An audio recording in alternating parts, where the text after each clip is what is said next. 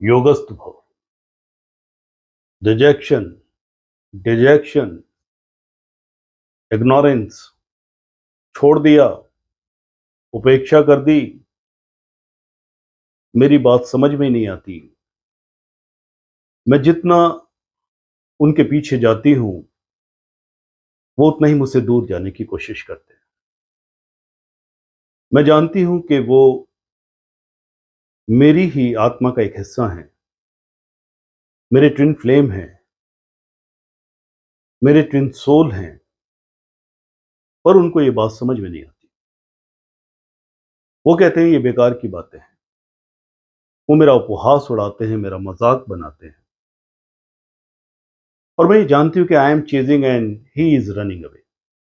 या इसको वाइसी वर्सा भी ले लो कि मैं उनके पीछे भाग रहा हूं, दौड़ रहा हूं, उन्हें प्यार कर रहा हूं, उनको समझाने की भी कोशिश कर रहा हूं, उनको बताने की भी कोशिश कर रहा हूं कि हम एक हैं, दो नहीं। और अगर हम एक हैं तो करीब आकर के हम बहुत कुछ अच्छा कर सकते हैं अपने जीवन के लिए, अपने दोनों के जीवन के लिए, और शायद बाकियों के लिए। पर वो मानती नहीं, या वो जानती नहीं, या वो इस रिश्ते को ढंग से पहचानती नहीं। क्या करें, आखिर क्या करें? ये बात आज मैं इसलिए उठा रहा हूं कि बहुत सारे कई लोग मुझसे ये सवाल करते हैं, क्योंकि वो कहते हैं, वो मानते हैं, या जिस तरह से भी मुझे जानते हैं कि सर आप ट्विन फ्लेम जर्नी या ट्विन फ्लेम कॉन्सेप्ट को एक डिफरेंट तरह से लेते हैं, और ऑफ कोर्स एक बेहतर राय आप हमारे सामने रखते हैं, जो हमारे लिए ज़रूरी है, हमारे लिए फ़ायदेमंद है। पर इस सत्य का क्या करें कि one is chasing and another is one is running away. क्या करें इसका? मुझे कई बार ये सोचने में आता है, और मैं बड़ा ही जिसे कहना चाहिए कि अ, आनंदित होकर के सोचता हूँ इस बात को। योग की दृष्टि में, योग में कई बार इस बात को बताया जाता है, वियोग भी उसमें एक कॉन्सेप्ट है। योग अगर हम जिसे कहें, तो उसमें एक एडजेक्टिव अगर हम लगाते हैं तो कहते हैं वियोग, यानी किसी तरह की दूरी, किसी तरह का खालीपन, किसी तरह की एक उदासी वाली स्थिति। हाँ? यहाँ जरूरत है उदासीन होने की, उदास होने की नहीं। और दूसरी बात कि अगर ऐसा है इस ट्विन फिल्म जर्नी में कि कोई एक सोल, कोई एक जीवात्मा इस बात को जान चुका है या जान चुकी है कि उसका जो अदर हाफ है, या उसका जो क्लोजेस्ट कार्मिक रिलेशन है वो है, तो भैया उसके घर पे मत पहुंच जाओ, लाठी डंडे मत चलाओ, पत्थर फेंकने शुरू मत कर दो। तुम्हें फिर भी अपने ही कर्म करने होंगे, तुम्हें फिर भी अपना ही काम करना होगा।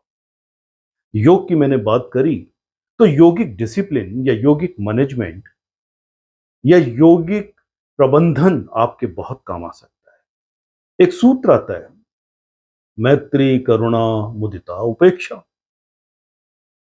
उपेक्षा किसकी हो रही है?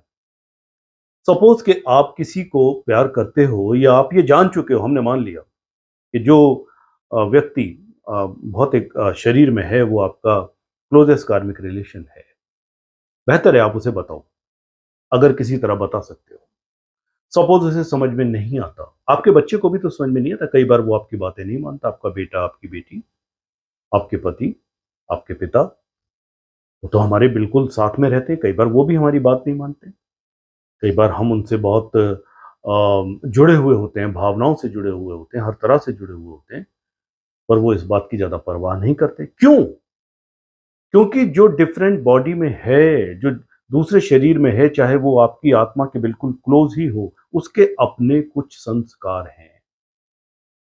और आप सिर्फ़ अपने पे काम करके, अपने संस्कारों पे काम करके, अपनी पर्सनैलिटी पे काम करके, हो सकता है कि आप अपनी ऑरा में, आप अपने चक्रों में, अगर मैं योग की भाषा में बोलूँ, आप अपने सूक्ष्म शरीर में एक परिवर्तन लाएँ, जिसका प्रभाव आपके चक्रों पर, आपकी ऑरा पर पड़ेगा, और उस ऑरा का प्रभाव आपके वातावरण और उस वातावरण में आने जाने वाले रहने वाले प्राणियों पे भी पड़ेगा और इस तरह से एक सकारात्मक प्रभाव आप दूर तक छोड़ सकते हैं। पर किसी के सर के बाल पकड़ लेना या किसी की साड़ी खींच लेना कि भैया तू है और तू मान जा, मैं इतने दिन से तुझे चेज़ कर रहा हूँ या कर रही हूँ और समझ के देता नहीं है, ये एक उपाय नहीं है। तो जो कुछ भी आप करते हैं, आप अपने लिए करते हैं, आपको अपने पर ही करना चाहिए। Why to chase? Why to run away also? अगर आपसे कोई कुछ कह रहा है तो उसे रन अवे करने की भी ज़रूरत नहीं है, आप अपनी ज़िंदगी जिए। सूनर और लेटर ऐसी स्थिति आती है और आएगी कि जब ऐसे जिसे कहते हैं कि ग्रह नक्षत्र अभी सही नहीं है भैया, जब ग्रह नक्षत्र होंगे तो बड़ी-बड़ी बिगड़ी बातें बन जाती हैं। बड़े-बड़े मतभेद वाले लोग भी एक मत हो जाते हैं, एक तरह से सोचते हैं और एक तरह से जानते हैं। हम कई बार एक फ़ॉल्सी में जीते हैं, गलती करते हैं। कभी भी, कहीं भी, किसी भी तरह से हमें कुछ भी चेज़ करने की या किसी चीज़ से भागने की ज़रूरत नहीं है।